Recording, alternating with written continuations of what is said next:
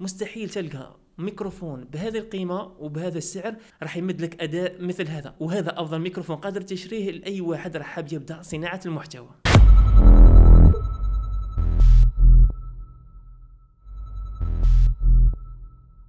والان مع فتح العلبه كما تشوفوا هذه العلبه تاعو كيفاش تجي، انها تكون باللون الاسود ولكن من الداخل راح نلقاو فيه باللون الابيض.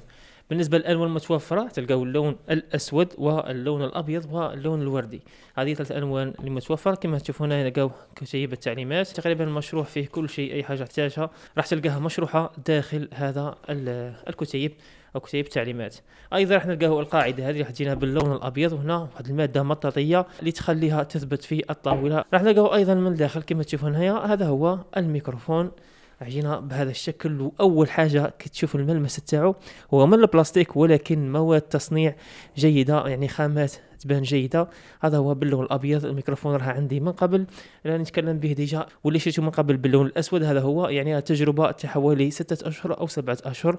وايضا داخل العلبه راح نلقاو هذا الكابل كما تشوفوا هنايا، راح يجينا بطول 2 متر وتقدر به تركب فيه منفذ يو اس بي ومنفذ تايب سي، يعني فيه هذه الميزه جيده جدا، واللي بها تقدر تركب هذا الميكروفون في اي جهاز عندك.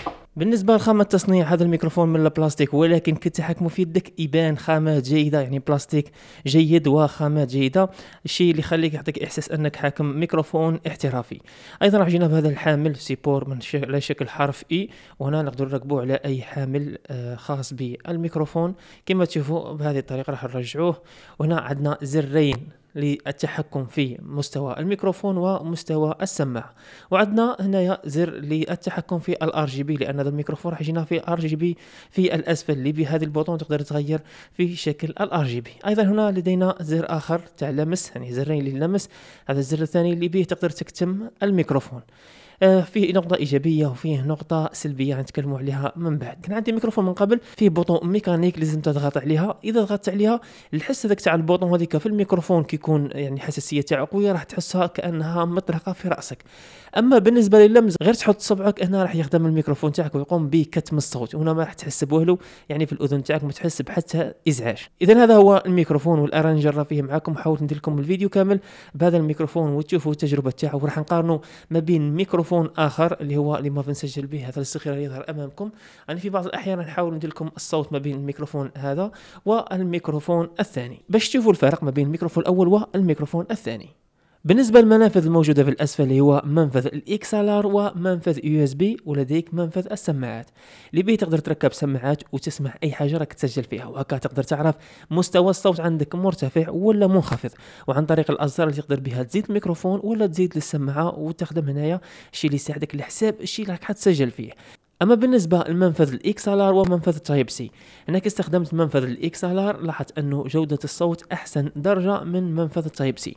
مش معناها ان منفذ التايب سي جوده يعني رديئه، ولكن لاحظت انه احسن بدرجه. بالنسبه للميكروفون ام ويت ميكروفون دايناميك، وهنا لازم تعرف شيئين مهمين على هذا النوع من الميكروفونات. اول حاجه لازم تقرب مليح للميكروفون باش تسجل تسجيل جيد. ثاني شيء اللي هو انه يقوم بعزل الضوضاء المحيطه به، ففيه عزل جيد للضوضاء لانه يقوم بالتسجيل من الامام فقط، وجميع الاصوات المحيطه به يقوم بعزلها. وهذا الشيء اللي جربته فيه، لانه في بعض الاحيان ان يكون في الغرفه هنا والغرفه تاعي ساخنه نوعا ما، فنقوم بتشغيل المروحه. تشغيل المروحة نسمح فيها في الأذن تاعي أو أي ميكروفون عادي، ولكن بهذا الميكروفون يقوم بعزل المروحة وكأنها ما كانش في التسجيل. الشيء اللي يساعدني مليح كي نكون في عملية تسجيل الفيديوهات، وراح تحتاج الخاصية هذه كثير، خاصة إذا كانت هناك أصوات في الخارج ولا مثلا الغرفة تاعك ما فيهاش عزل جيد. يقوم بعزل جيد للضوضاء، ما نقولكش 100%، ولكن راح ينقص لك الحس اللي يكون او الحس هذاك اللي يكون خفيف راح يعزله خلاص في عمليه التسجيل. راح نديروا هنا تجربه ونشوفوا الاداء تاعو. هنا درت صوت مروحه في الهاتف، وراح نجربوا الاداء تاعو كي يكون هناك يعني بعض الضوضاء ولا بعض الحس اللي يكون جنب الهاتف. التجربه الاولى حتكون على الميكروفون الخاص بالكاميرا. اسمعوا معايا الحس تاع الميكروفون كيفاش داير تاع الخاص بالكاميرا. صوت مزعج كثيرا. والآن راح نشوفوا الميكروفون AM ويت بجانب هذه الضوضاء. هنا في الجانب المحيطي، والآن هنا في الأمام.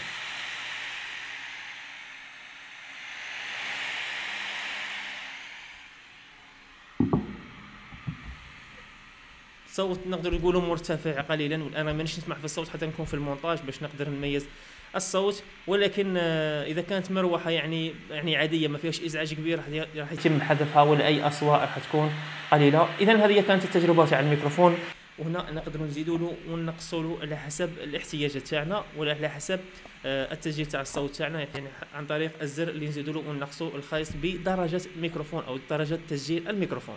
وفي الاخير بالنسبه لسعر الميكروفون، الان راه في الي اكسبرس بحدود $60، يعتبر سعر مرتفع نوعا ما، ولكن مقارنه مع الاداء تاعو يعتبر مقبول، يعني افضل قيمه مقابل سعر. ولكن في قناه في تيليجرام زستور اونلاين تلقاو الرابط تاعها اسفل في الوصف، واللي هي اكبر قناه جزائريه لنشر عروض الي اكسبرس. نشرناها باحسن سعر اللي هو $37. مستحيل تلقى ميكروفون بهذه القيمه وبهذا السعر راح يمد لك اداء مثل هذا، وهذا افضل ميكروفون قادر تشريه لاي واحد راح حاب يبدا صناعه المحتوى. في الايام القادمه راح يكون فيها تخفيضات 11 نوفمبر، واللي هي احسن تخفيضات الي اكسبرس، قادر يكون اقل من سعر $37. راح نشر معكم العروض هذه اول باول وافضل الاسعار، ماشي غير ميكروفونات، جميع العروض الخاصه بالي اكسبرس. ففي رايي هذا احسن اختيار قادر تشريه من ناحيه الاداء تاعو، من ناحيه الشكل تاعو حتى هو شكله جيد لتقدر تبينه في اي لايف عادي. اذا هذا هو كان مراجعتنا لميكروفون AM ويت من شركه فيفين، وهنا نكون وصلنا الى نهايه الفيديو. اذا كان هناك اي اسئله خلوها لي في التعليقات. كان معكم كمان من قناتكم زستور اونلاين، نتلاقاو ان شاء الله في فيديو اخر، والسلام عليكم.